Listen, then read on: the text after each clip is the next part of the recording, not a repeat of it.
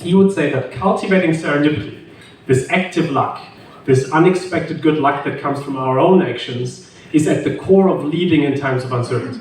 Because, Don mentioned the pandemic. What happened in the pandemic is that there was this huge unexpected event, but some companies were extremely smart to see what can we do in that moment, and that kind of, in a way, created opportunity for them. And so we live in a world, of course, where the unexpected happens all the time, and the question then is, how do we put the unexpected not only as a threat, but as an opportunity? And that's really what I'm talking about today. How do we develop that mindset that allows us to continuously do that? Why is that important? I grew up in Germany. We love planning, right? We love to have a plan. We love to build out our own life, our businesses, our ecosystems. We love to plan them. And then real life happens, right? And real life is a little bit more like a squiggle, right? It's a little bit more, there's an unexpected event here, there's a pandemic here, there's chicken pox here, monkey pox here, and essentially there's all these unexpected events. And then the question is, do we shape these events, or do these events only shape us? And that's really something we've been talking a lot about today. What is the active role we have when the unexpected happens, and why can ecosystems especially create so much value around this? Because you have different customer preferences that unexpectedly come up, you have different types of needs that pop up in those moments. So I'll really talk about these kind of ecosystem sparks that in a way create ecosystems, create interesting ideas and innovations. Up to 50% of ideas and innovations happen unexpectedly, right? And so it's really kind of diving into how that helps us to be successful as businesses and as ecosystems. Here's an example. Any ideas what this might be? Washing machine. Washing machine? Yeah. Wash. Any ideas what this might be? Washing machine, chicken fryer, dishwasher, Microwave. We're coming closer. Air fryer. Yes, yeah, air fryer, chicken, yeah. So we're coming very close. The truth is, as usual, in the middle. This is a sweet potato washing machine. And so the sweet potato washing machine, a company in China called Haier, they developed, they have washing machines, refrigerators. They're one of the largest companies in the world for white goods. And they received calls from farmers. And the farmers told them, your crappy washing machine is breaking down. Why is the washing machine breaking down? Well, we're trying to wash our potatoes in them, and this doesn't seem to work. So what would we usually do? We'd probably say, don't wash your potatoes in there. We developed this for clothes, don't do it. They did the opposite. They said, you know what, that's unexpected, but there's probably a lot of companies in China and in the world, a lot of farmers in the world and in China who have a similar problem, so why don't we build in a dirt filter and make it a potato washing machine? And that's how the potato washing machine became one of their products. And so Haier has a really interesting ecosystem where when unexpected things like this pop up, they are able to invest into those things because they are ready for those unexpected moments and those ecosystem sparks that then create new products, new solutions. Here is over the last years, we've mapped hundreds and hundreds of interesting new ideas, innovations that come up across ecosystems, across companies, and in personal life of the executives that we looked at. And what's interesting is that it usually was somehow that serendipity played some interesting role. And so a lot of times people would say, oh, this was just luck, this was just unexpected, this was just coincidence. But what we've seen in our research is that there's an active element to this. That serendipity, this active luck, is very different from blind luck. Blind luck is the luck that just happens to us, right? Being born into a good family, things like this. But serendipity is a process where there's always this unexpected serendipity trigger that's random, right? So farmers calling you up and saying, your washing machine is breaking down. Or I'll give you another example in a second, but there's an unexpected serendipity trigger, but then we have to do something with it. We have to see meaning in that moment. We have to connect the dots and then also have the tenacity to go through with it. And so it's not enough to just have the idea for a potato washing machine, you have to then actually develop it into a product. The beautiful thing is that once you look at serendipity, this unexpected good luck, as a process, you can influence it as a company, as an ecosystem, and as an individual. You can learn how to develop more potential serendipity triggers and to see them more. You can learn how to connect the dots, and you can develop the tenacity to make something of it. Another example, anyone here in this room came across sildenafil? No? That's a good sign. Congratulations.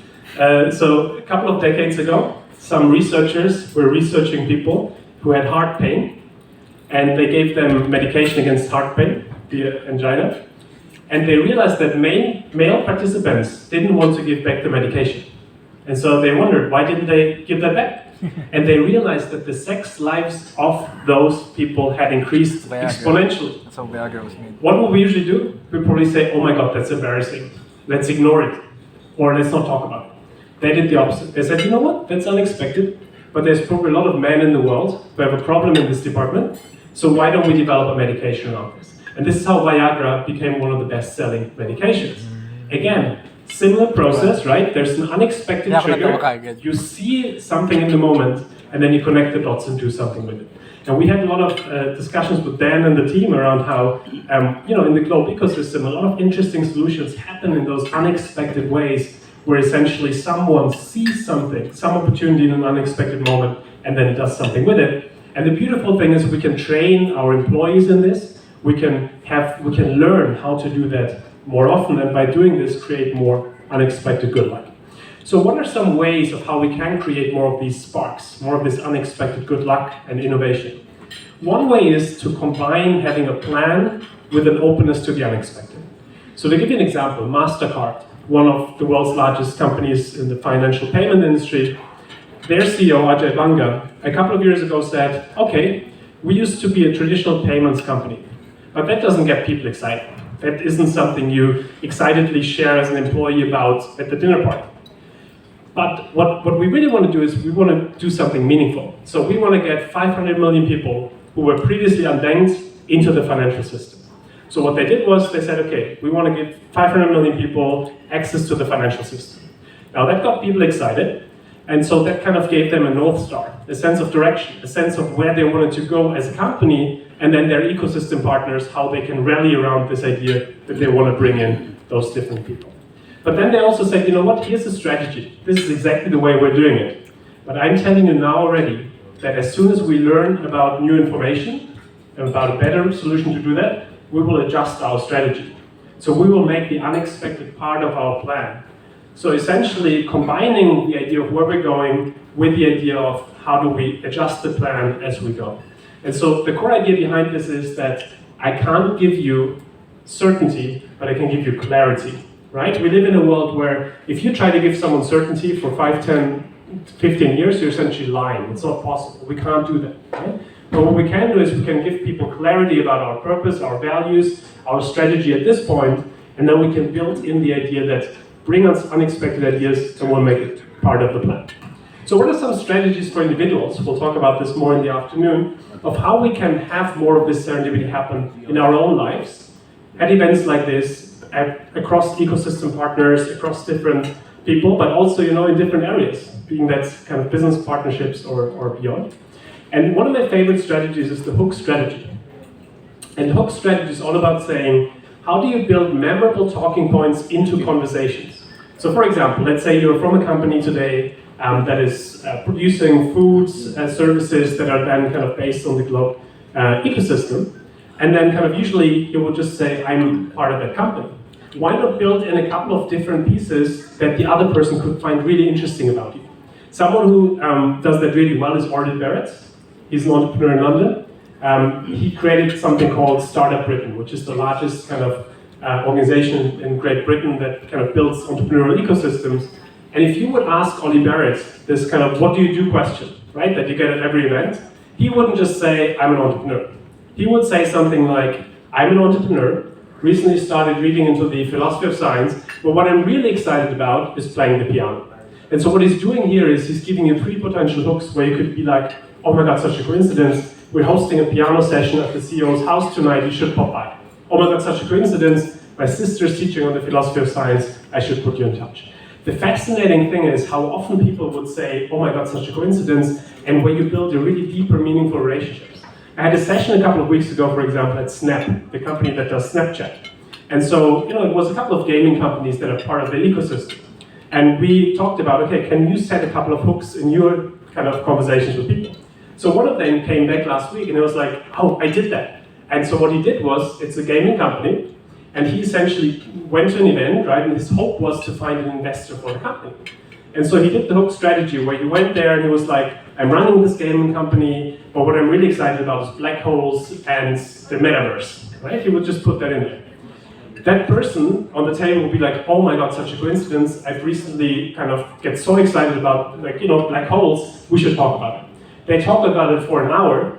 The other guy says, you know what, I really like you. And you know what, by the way, I'm an investor and I like you so much I want to invest in your product. What's your product?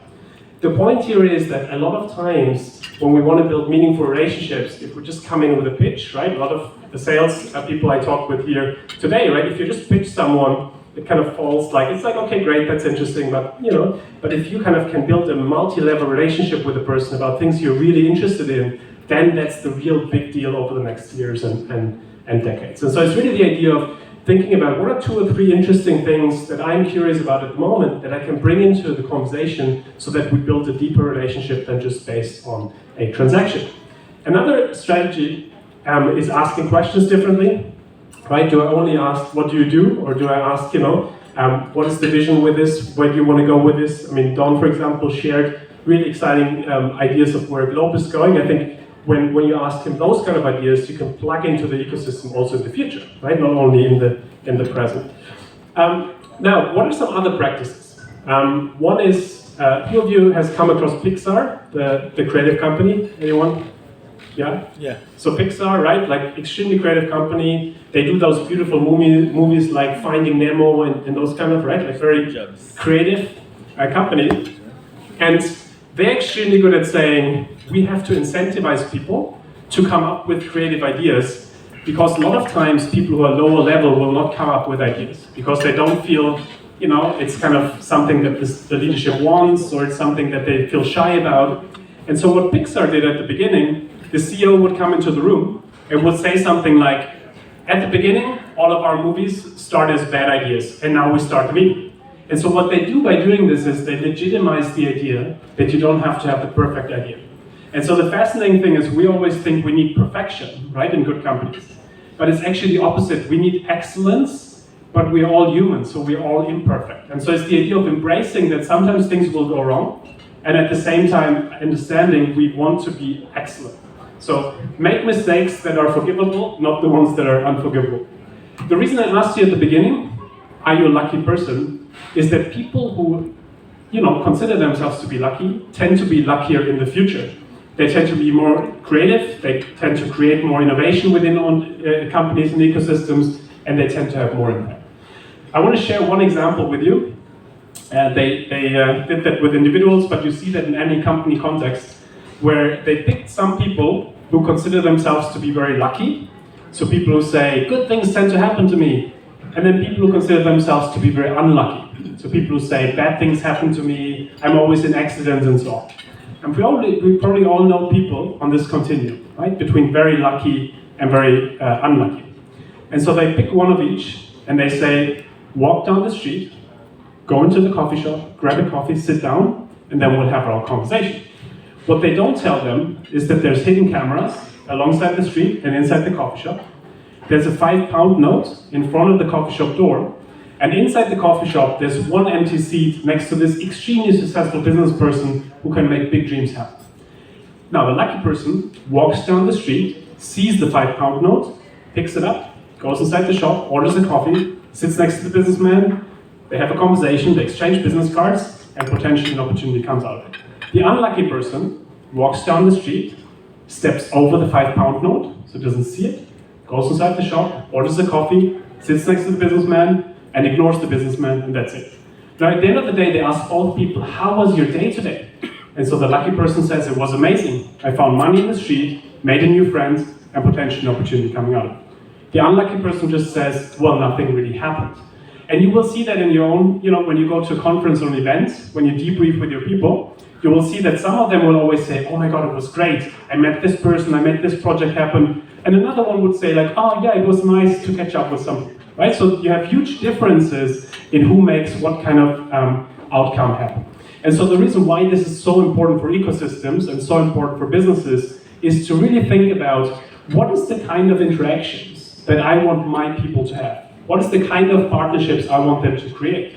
do I have people who go to an event like this and who just talk about what they do, but who don't connect the dots? Or do I want people who really connect the dots and see the next interesting partnership on the horizon?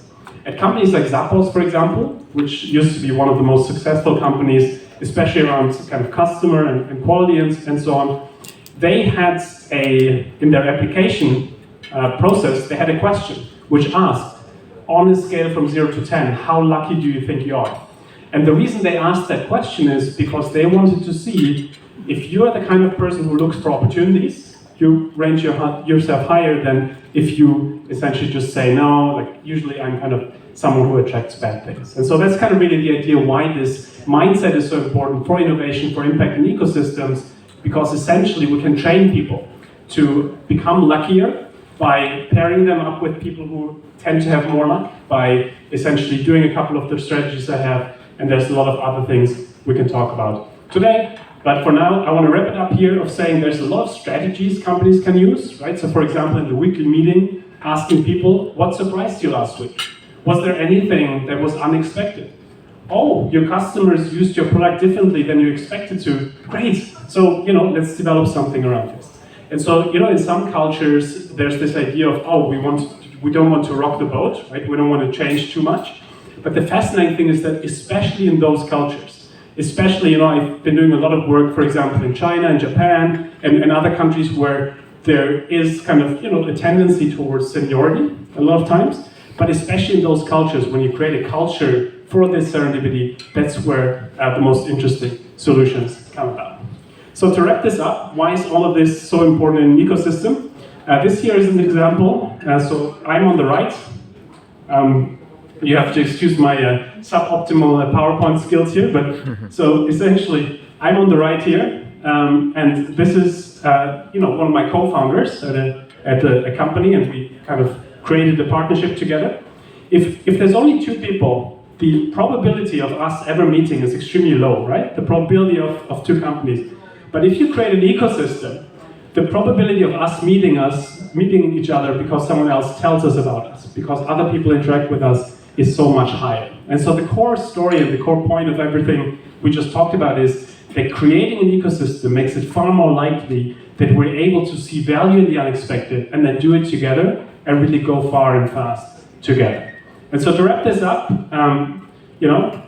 there's this beautiful saying of Viktor Frankl that between stimulus and response there's a space, and in that space is our power to choose our response, and in our response lies our growth, our freedom, and for companies, the innovation that we can develop. And the core idea here is that the unexpected doesn't have to be a threat. The unexpected can be a source of innovation, of joy, of partnerships, but only if we design our ecosystems and our companies and our mindsets that way. And that's really the conversation we've been having today. How do you develop that mindset, that culture, and the kind of leadership that is needed for this fast-changing world to really kind of thrive versus to be anxious and not kind of see that as a source of opportunity.